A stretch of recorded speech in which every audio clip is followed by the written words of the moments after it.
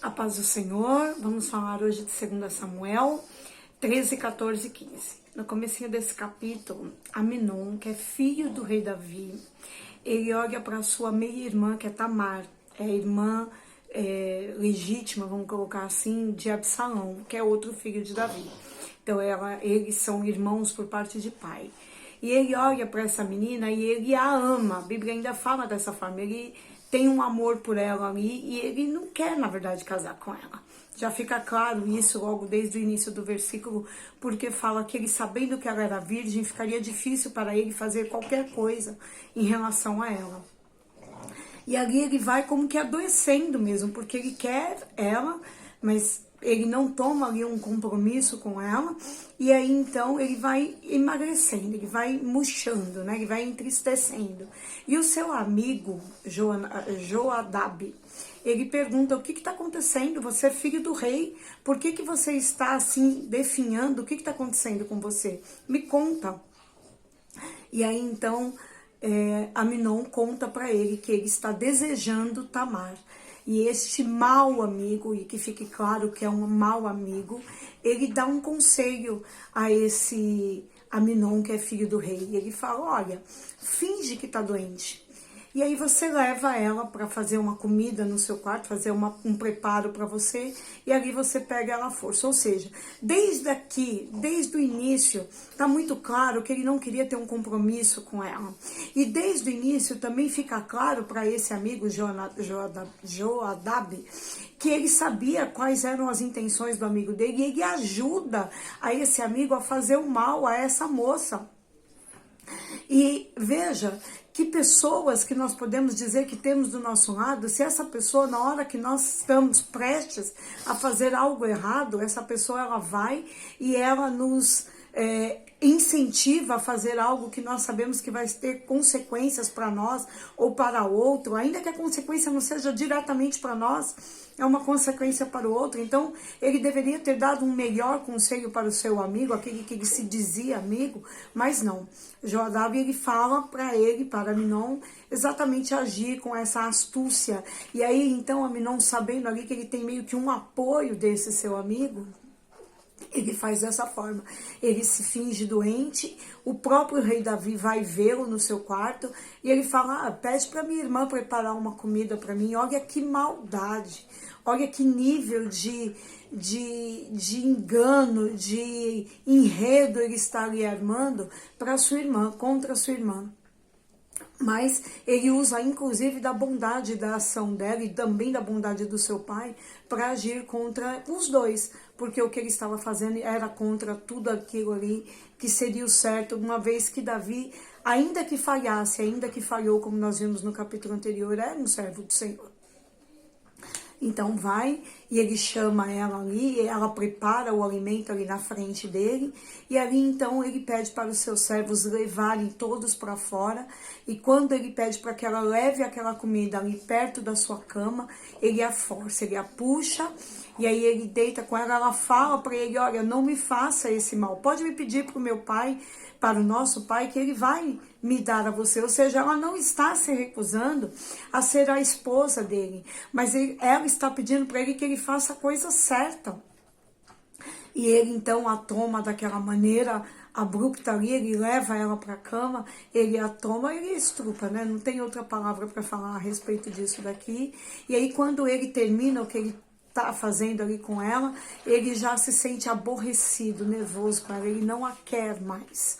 Porque na verdade ele só queria satisfazer o desejo de um garoto mimado que estava ali fazendo e atendendo o seu próprio corpo, atendendo a sua própria necessidade, sem pensar em nada ou em ninguém. E ali ele pede para o servo dele expulsar Tamar do seu quarto, joga ela porta fora. E ali ela rasga as roupas dela, ela joga terra lá na sua cabeça e ela sai e ela se encontra nesse caminho ali, na hora que ela sai do quarto de Amnon, ela se encontra com Absalão, seu irmão, e ali ele já percebe que algo está errado e ele pergunta para ela o que houve. E ele já fala: Amnon te pegou a força, e ela diz para ele que sim. E aí então Absalão, para mim, no meu entender, faz outra violência com ela, fala: olha, fique quieta, porque ele é o nosso irmão.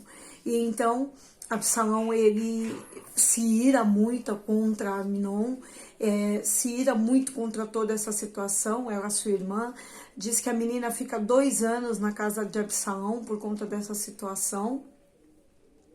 E ali o rei Davi também fica sabendo o que aconteceu, mas também não toma nenhuma atitude. Eu faço aqui uma pausa em relação a isso. Por que Davi, que era um homem tão correto, não toma nenhuma atitude aqui em relação ao seu filho que agiu segundo a sua própria carne? Talvez no coração de Davi ele tivesse ali um peso de culpa. Ele olhasse para ele mesmo e falasse: olha, eu um dia também agi com a irresponsabilidade de quem age pela própria carne, quando ele ficou com Betseba. Ele sabe, através do profeta Natan, Davi, sabe, através do profeta Natan, que o Senhor faria com que a casa dele tivesse agora o peso da espada.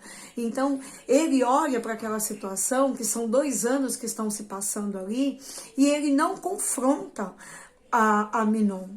A Bíblia diz que Absalão vai se enchendo de amargura e de ódio nesse momento aqui.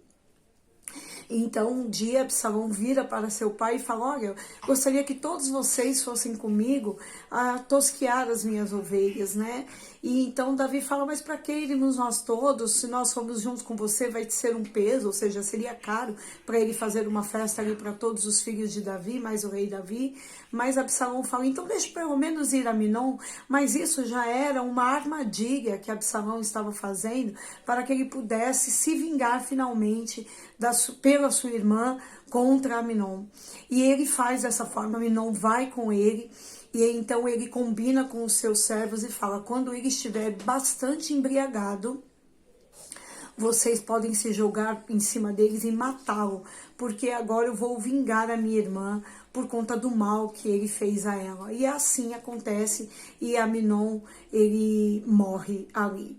Só que quando a notícia chega para Davi, Davi ouve que todos os seus filhos estão mortos, que Absalão havia armado para matar todos eles, e ali é um grande choro, um grande lamento.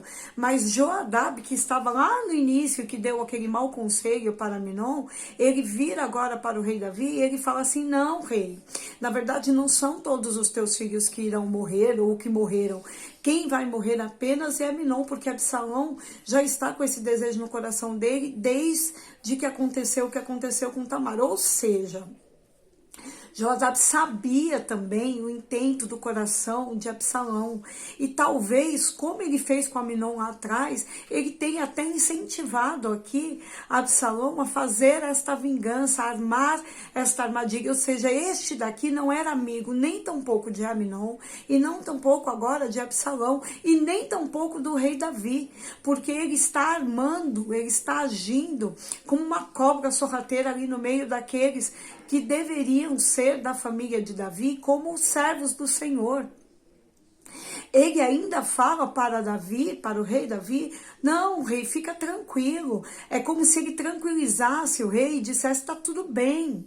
Então ele também se coloca ali como amigo do rei Davi. Mas que amigo é esse que, vendo que as situações estão sendo armadas contra o rei Davi, contra o filho do rei Davi, através do outro filho do rei Davi, ele não consegue tomar uma atitude de fato de amizade? Ele só está agindo ali como um armador do mal. Então, queridos, assim, que nós possamos entender e perceber aqueles que estão à nossa volta nos aconselhando, porque algumas dessas pessoas que estão na nossa volta, estão ao nosso redor, essas pessoas, elas não nos querem bem em nada.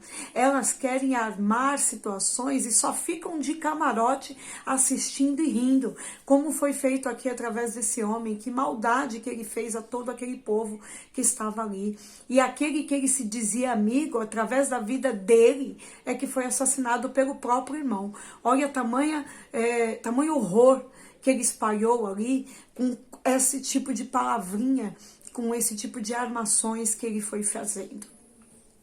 Então, quando então Davi descobre, os filhos dele voltam, né, que ele percebe que realmente não morreram, mas que há esse grande choro, ele sabe que quem matou foi Absalão, o Absalão foge, porque ele sabe que ali agora viria uma grande ira da parte do rei. Como é que ele podia ter matado o seu filho? Só que também se esperava, foram 2 anos da dor de Tamar, e se esperava que uma atitude do rei Davi, que ele não teve. Mesmo sendo filho dele, ele deveria ter feito algo, e ele não fez. A bagunça estava dentro da casa dele. Davi perdeu a mão, perdeu a autoridade da sua casa quando errou. Ele já não tinha mais autoridade, ele não tinha mais verdade dentro dele para ele poder ali argumentar com os seus filhos, porque tudo que ele falasse, alguém poderia dizer, mas você também já fez, mas você também agiu assim, mas você também agiu assado. Diferente lá atrás, quando nós falamos de Samuel, que Samuel vira para o povo e fala, algum de vocês pode me acusar? Até a situação de Betseba, Davi poderia falar da mesma forma, algum de vocês pode me acusar? Mas agora ele não tem mais como falar dessa maneira. E então ele se cala. E por ele ter se calado, as coisas foram só se perdendo na casa dele. Então Absalão tá lá, isolado, e então o coração desse pai já se entristece, porque o seu filho Aminon morreu, mas Absalão estava vivo ainda e ele está longe. E ele sente saudade do seu filho. E Joabe, que é o seu líder ali do exército, percebendo aquela situação, ele arma uma situação para que então ele possa falar com Davi e falar para Davi, se você está com saudade do seu filho, traz seu filho de volta. Ele chama uma mulher de Tecoia e ele fala para ela falar com Davi como se fosse uma parábola também. Ela não diz que é uma parábola, ela diz como se fosse uma situação hipotética. Olha, eu tenho aqui eu tinha 2 filhos e no campo um brigou com o outro, um morreu e o outro, minha família está querendo tomá-la de mim para que matem ele, mas aí eu também sou viúva, os meus filhos então eu não teria mais, meu marido também não teria mais, então eu ficaria ali abandonada no mundo.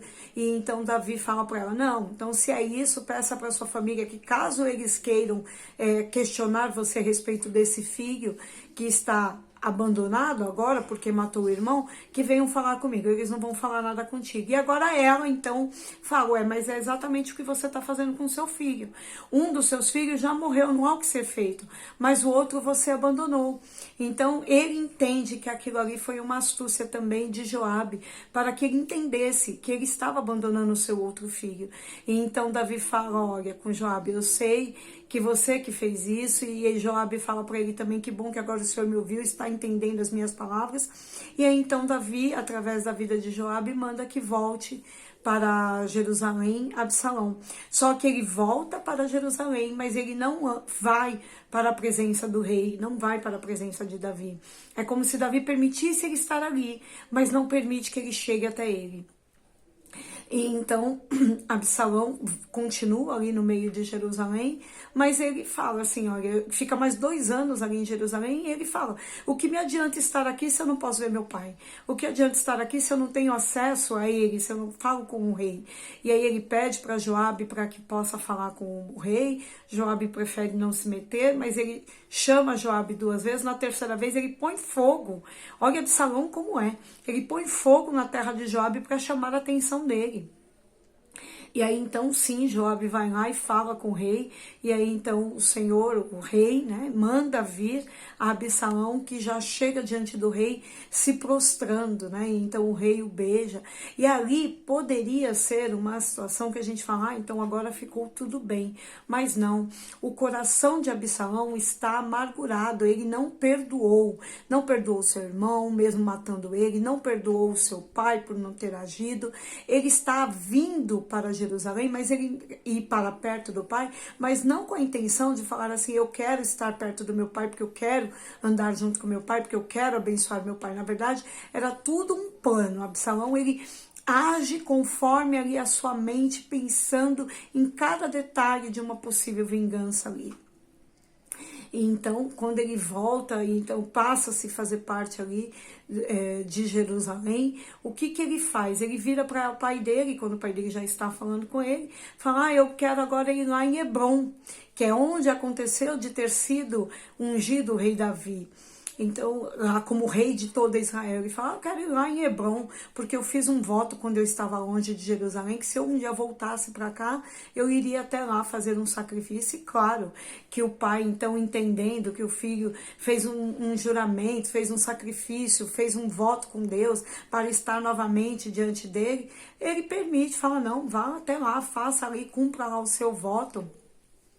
Mas Absalão, ele faz isso também com essa artimanha, com esse jogo para poder vencer a Davi. E aí então ele vai com os seus servos, ele vai com homens que estão diante dele ali, e ele fala lá em Hebrom, olha, vocês quando ouvirem o som das trombetas, digam que Absalão é o novo rei de Israel. E como que ele teria esse apoio das pessoas lá de Hebrom? Enquanto ele estava sendo aceito, enquanto ele já estava em Jerusalém, o que ele fazia? Ele ficava na porta do reino. E cada vez que vinha de algum dos lugares da tribo de Israel, ele falava, da onde vens, né? E aí, então, que essa pessoa estava vindo para ser julgada, para pedir uma ajuda, ele falava, ai, que pena, né? Que não tem na sua terra nenhum juiz, porque se eu fosse rei, eu daria um juiz. Com isso, ele roubava o coração, ele enganava o coração dessas pessoas. A Bíblia diz que quando eles davam a mão a Absalão virava a mão e beijava a mão dessas pessoas. Então as pessoas diziam, né, com elas mesmas, esse homem é da família real e ele está beijando a minha mão aqui. Tudo isso de caso pensado, para que ele pudesse, na hora necessária, ter o apoio dessas pessoas contra o pai dele, que era o rei Davi, que tinha feito tanto por esse povo de Israel e que tinha sido consagrado, inclusive, pelo próprio Deus. Então ele faz disso, e quando ele arma essa situação toda e as pessoas vêm e contam a Davi que Absalão se rebelou e que ele está ali fazendo com que o povo venha a ser, elegendo ele como rei, a Davi sofre, porque querendo ou não era seu filho, ele não queria ir contra o seu filho, e ele foge da presença do seu filho para que ele não entre em guerra com esse filho. Até fala de reis que falam para Davi, olha, aonde você estiver eu vou, fica tranquilo que eu vou estar com você. Porém era o próprio Davi que não se sentia confortável para lutar contra esse seu filho. Queridos, o que eu vou falar de pausa aqui para vocês olha o que uma atitude indevida traz de culpa. E a culpa, o quanto ela impede este homem e a mim e a você de agir conforme a vontade do Senhor. Então que nós possamos andar retos diante de Deus, para que na hora oportuna nós possamos falar, Senhor, eu quero servir a tua vontade, fazer o teu querer e não o meu, porque o teu querer é melhor, porque fazendo o querer do Senhor, obviamente nós não teremos culpa nem peso sobre nós, e nem as situações se armarão à nossa volta para nos atingir. Davi estava ali agindo de uma forma a favor, porque ele poderia ter guerreado, ele era um homem de guerra. Então ele não fazendo nada contra Absalão é como se ele estivesse a favor de Absalão. E ele estava até mesmo abrindo mão daquilo que Deus deu para ele, para seu filho Absalão, por conta de um dia ele não ter tomado uma atitude correta em relação a uma mulher lá atrás e agora também ao seu filho, porque ele se sentia culpado por conta de lá atrás também. E que nós possamos estar, então, também o tempo inteiro vigilantes com os conselhos de conforto que muitas vezes algumas pessoas também nos dão. Porque muitas vezes esses conselhos não são conselhos também que agradarão a Deus, são conselhos que nos levarão para longe do Senhor e longe da vontade dEle. Amém? Continuaremos ainda no livro de 2 Samuel no nosso próximo vídeo. Fiquem todos na paz do Senhor.